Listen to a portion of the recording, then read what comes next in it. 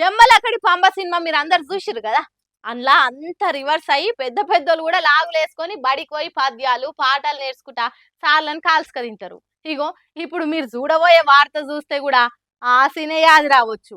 కానీ ఆ సినిమాల సీనుకు ఈ ముచ్చటకు మాత్రం ఎసోంటి సంబంధం లేదు. మరి అసలు మ్యాటర్ ఏందో చూసేది.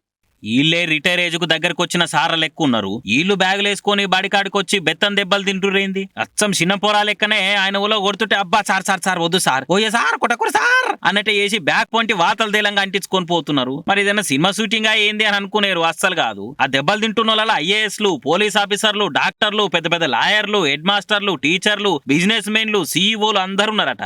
అయితే వీళ్ళంతా చిన్న ఉన్నప్పుడు ఇదే బలే చదువుకున్నారట. పెద్ద అయినాక ఏనో కలిసి మాట మాట్లాడుకుంటా అన్ని చేసుకొని మళ్ళా అప్పటి రోజులు రావురా అని అనుకున్నారట.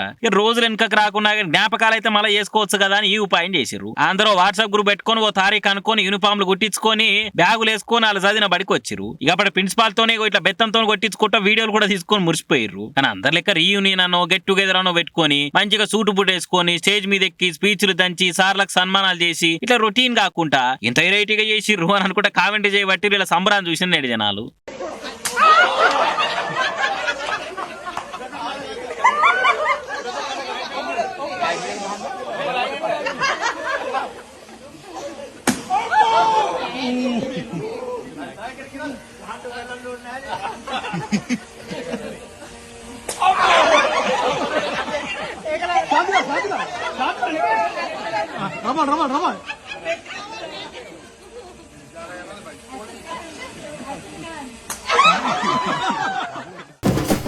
కుక్కలను పాయరంగా చూసుకుంటారని తెలుసు గాని మరి ఇంత పాయరంగా చూసుకుంటారా అని చూసినాకనే ఎరకైతుంది. వానకాలంలో పిల్లలు పెద్దోళ్ళు దడిచి సర్ది జ్వరం రాకుండా వానకోట్లు వేసుకొని బయటకు వెళ్తాం, అది మామూలే. కానీ గీడ చూడుర్రి, కుక్కలు కూడా దడవకుండా వానకోట్లేసి బయటకు దొలుకొచ్చిర్రు. ఏ మేమెందుకు దడవం రా బాబు, మాకు మటుకు వాన నీళ్లు పడయా, మేమేమైనా వాటర్ ప్రూఫ్ అనుకుంటుర్రా?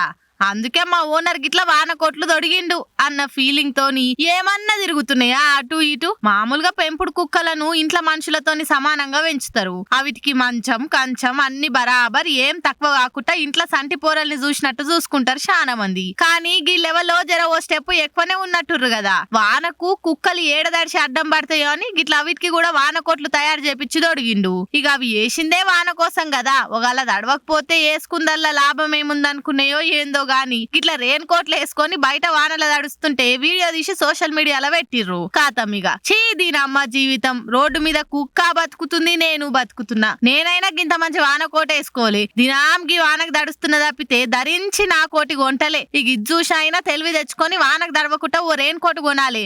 ఒరే ఆజాము లగెత్తరో అనుకుంటా కామెంట్లు చేస్తుర్రు. ఎంతైనా కొంతమంది కుక్కలను చూసుకునే తరీకనే అలాగుంటది. ఇది చూసి మీకు ఈ పాటికే ఎరక కావాలి.